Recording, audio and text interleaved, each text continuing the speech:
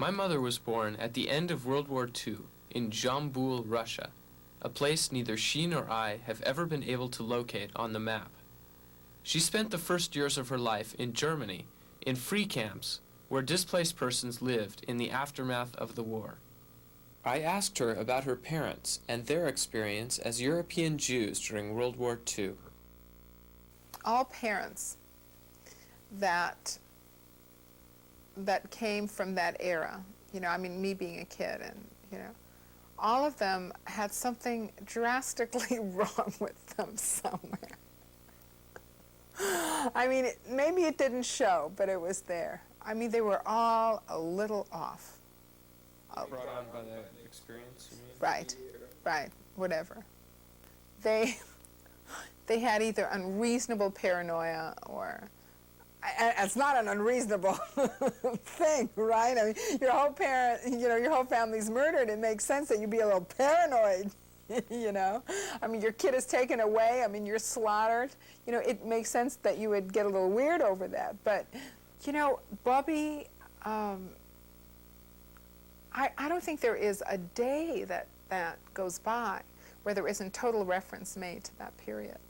Or she's completely there, or she's talking about it. She has, that period is always there. It's always a part of her life.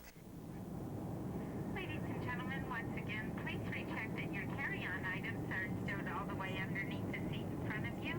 Your seat bags and tray tables are in their upright and locked position, and that your seat belts are securely fastened.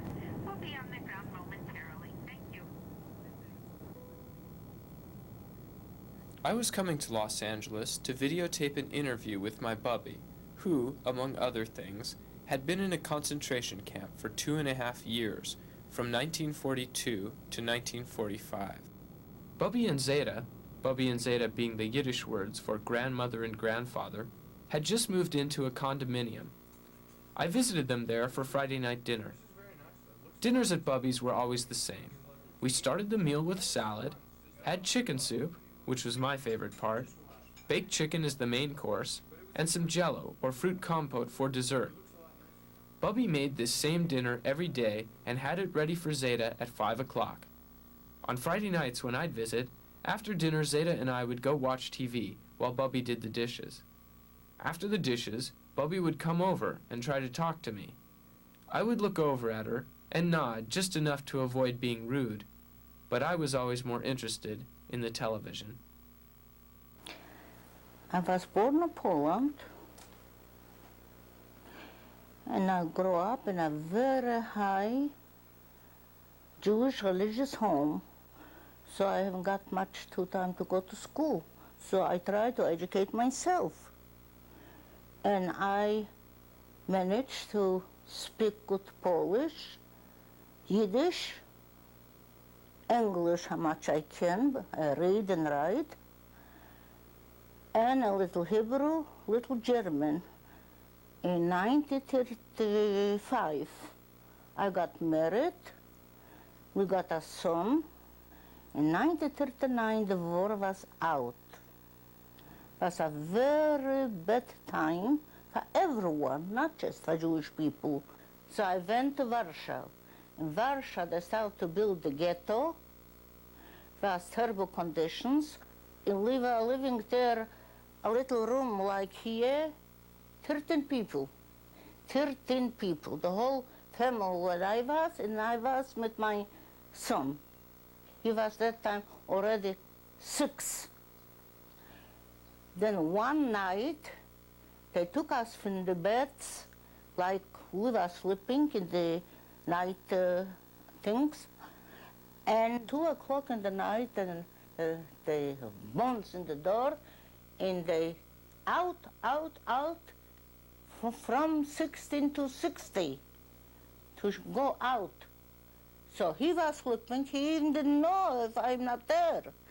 And they took me naked, just the night come, and they took my niece, she was that time 14, and they took my cousin. The rest in the jail was a very big backyard, and this was very hot. and we don't have water, and we don't have food, we don't have nothing. They hold us a whole day in the sun outside. And then they put us not a train, although they have kettles there. So they put us how much they could, close the train, no food, no water, no nothing. And they took us, we don't know where they took us to Skarżysko Kamienne. There was a factory for ammunition. They come into the factory, and when you have swollen foot because you don't eat, or swollen under the eyes, they write it down, right away they take it in field and they shoot it there. Because Skarżysko hasn't got the crematoriums. Just Auschwitz and Treblinka and the other third camp, they have those ovens. And those people, what they was healthy and young and worked good, they remain. One letter I received to the concentration, Mama, be well, we are here, we have to eat, we have everything. He wants to make me feel good. 6-year-old child, in Polish, perfect written letter, no more. In 1945, in the 17th of January, we went to go off the train. I saw all the masters, the German, are dressed in uniforms, German uniforms. So I say to the people, now, either we're going to be free or we're going to die. They say, why? Because don't you see other masters are dressed as soldiers? It's cooking something. In the same night, Russian came to Częstochowa, and we come back to the barracks, and we was, and then the Russian came in, and then the Russian came in with the horses to liberate us. We were so crazy and so happy. We kissed the horses, we kissed the soldiers, we kissed everything. I was 3 days in camp. Even I was free. I haven't got where to go, no shoes, no clothes. They come and they take me out and I cannot walk. And this was in 1945. Only 2 photographs of members of my family survived from before the war. My Zeta's sisters, both of whom died in the concentration camps. As I look at these pictures, I feel a longing to know about these people, a feeling intensified by the fact that all other personal records of their existence were destroyed in the war. While looking through library books, searching for pictures to use in this video, I kept hoping against all probability that I might find Bubbe in one of them. Sometimes I saw women who might have been her, but there's no way to tell.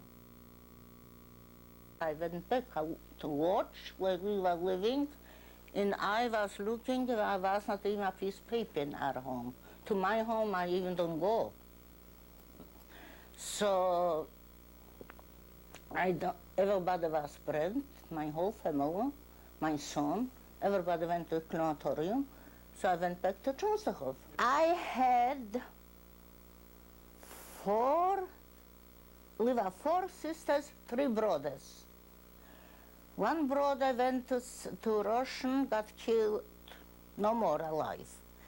One brother was hiding with his wife in our home through the wall. His name was Ephraim, Yiddish for him. And he was blonde, and he was looking like a Gentile. And we were living in Watch. There was the Mariaviten church. And the Mariaviten are not too bad. So they was baking bread and was giving out to the people, rations, rations. And he went down every day, he brought up for 6 couples that were hidden in the wall. So piece bread, his portion. 6 weeks before liberation. I met his wife in Israel. She told me everything. So 6 weeks before the liberation, a little boy recognized him, what grew up with him together, and he was saying, this is a Jew. And the minute what this is a Jew, they arrest him, and then he sent somebody to his wife, tell what happened, so she came down. I don't know if she's still alive, but she was alive in Sweden. And she came down, and they sent them away. They sent them away to the concentration, let's say, Treblinka, I think. And he was on one side, and she was on the other side. They separated right away, and then they took him to the crematorium, and she was seeing by herself. And his friend remains alive. I met him after the war, Henrik. So he told me, because they put those what should still not be burned today, they put it one side and this and the other side. So he was in the bedside. So he got burned in concentration. The rest went to the crematorium, the whole family, when they liquidate watch. The mama, all the children, grandchildren. My sister has 2 children. One was 6, one was 5. They got burned, nobody survived.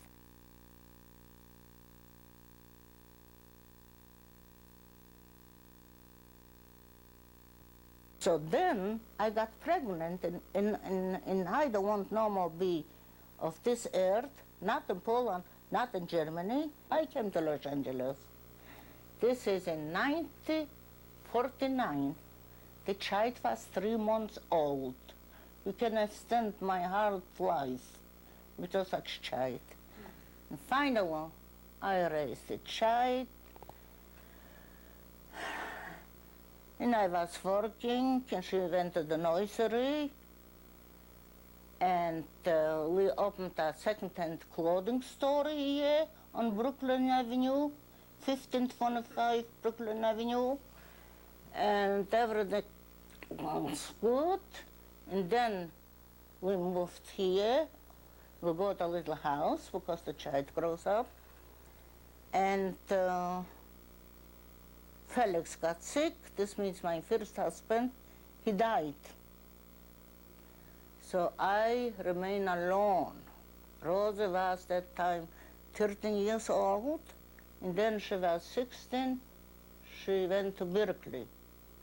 I remain alone. So after 2 years, I married with Leah Rosenblatt. And we tried the best up to now. That's all.